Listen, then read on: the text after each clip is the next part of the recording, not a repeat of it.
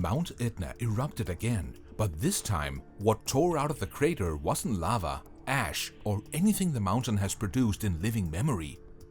Witnesses described a surge of bright, almost electric material pouring from the southeast vent, glowing with a color that didn't match basalt, andesite, or any volcanic glass on record. For the first few minutes, geologists watching the observatory thought the cameras were glitching. It caused chaos. But the readings held and the confusion deepened. Lab tests would later confirm what the field teams already feared. Whatever Etna released today should not exist on the surface of this planet. The eruption. The eruption began with a roar that swept across the flank like a rolling shockwave. Within seconds, a pyroclastic surge tore downhill at nearly 140 kilometers per hour, fast enough to erase anything in its path. The ground had already been scorched by weeks of low-level activity, but the new burst added a level of force and heat that seasoned researchers struggled to describe. This wasn't routine behavior. This was something closer to a tectonic scream. Scientists were quick to label the event a paroxysm, but even the term felt inadequate.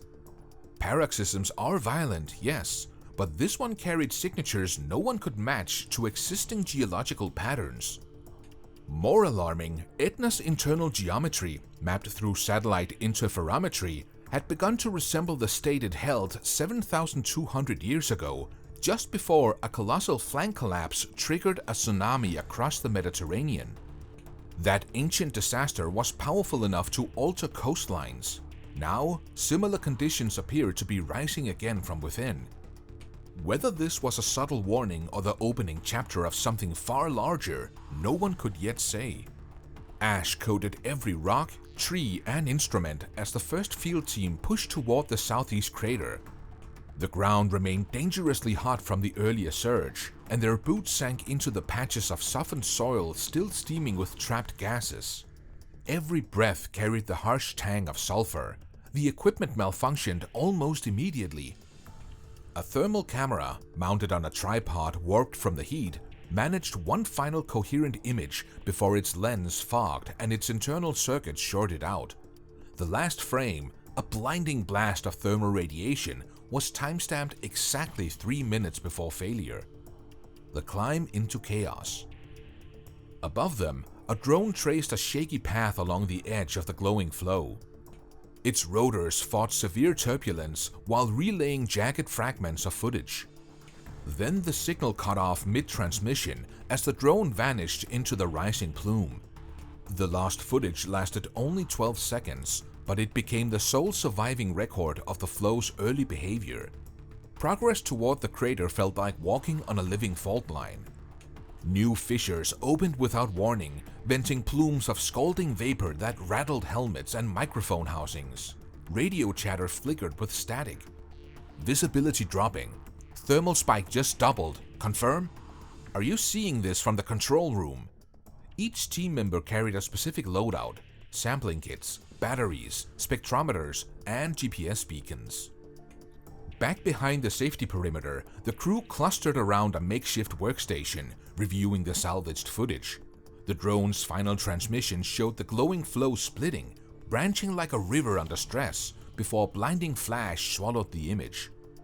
Whether the sample would survive analysis was uncertain, but the mountain had changed, and the scientists knew their methods needed to change with it.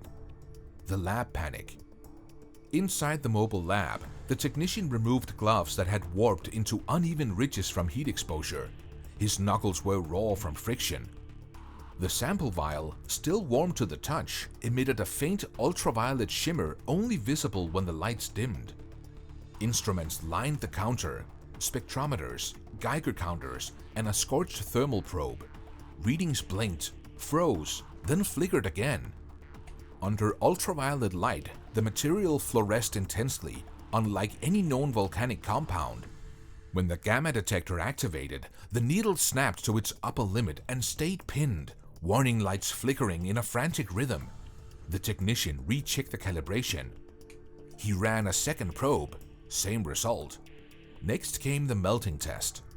Even under extreme induction heating, the fragment refused to liquefy. The furnace climbed past 1600 degrees Celsius, well above the melting point of known silicates, yet the sample only shimmered with a rippling blue sheen. Protocol demanded a witness, but the backup analyst was still outside repairing a corrupted data uplink. Alone, the technician sealed the vial, labeled it, and flagged it for immediate transfer to the main laboratory in Catania. A debate erupted on the radio. Some urged immediate shipment to the INGV's primary facility. Others questioned the readings, suggesting contamination or instrument failure. Then the technician spoke, his voice rasping from ash exposure. "I've never seen numbers like this. Not here, not anywhere."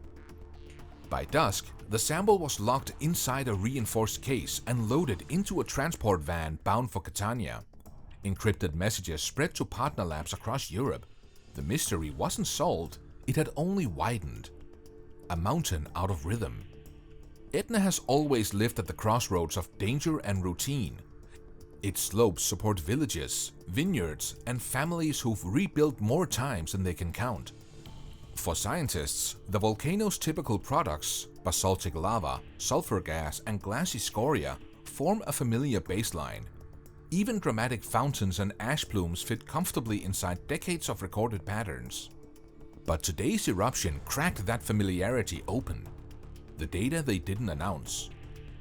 At the INGV lab, X-ray diffraction returned patterns that didn't match any known terrestrial mineral. Berlin's geochemistry team detected rare earth elements in concentrations far beyond what surface magmas can carry. Paris recorded lattice structures that resemble high-pressure phases found only deep in the mantle.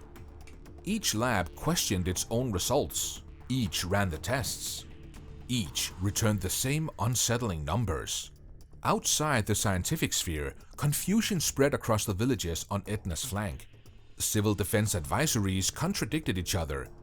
Some households evacuated immediately, others refused, anchored by generations of endurance. Rumors raced through town squares of new minerals worth fortunes, of government officials downplaying the risk, of scientists themselves unable to explain what they'd found. Inside the observatory's control room, the real alarm was hidden in the data streams the public never saw. Synthetic aperture radar showed asymmetric deformation on the volcano's southeast flank, values that exceeded thresholds set after the near collapse of 2002. A second data packet from atmospheric satellites revealed a persistent subterranean heat zone mirroring the same unstable sector. The conclusion no one wanted to reach. The risk of a flank collapse, an event capable of sending millions of tons of rock toward the sea, was no longer hypothetical.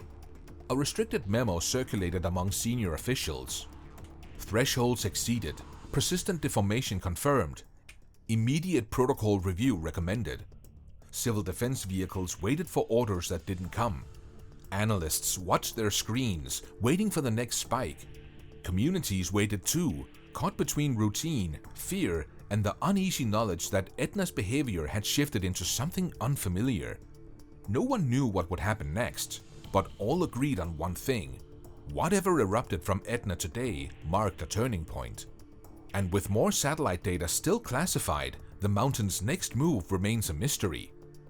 Make sure our channel erupts by hitting that like and subscribe button, and follow for more content like this.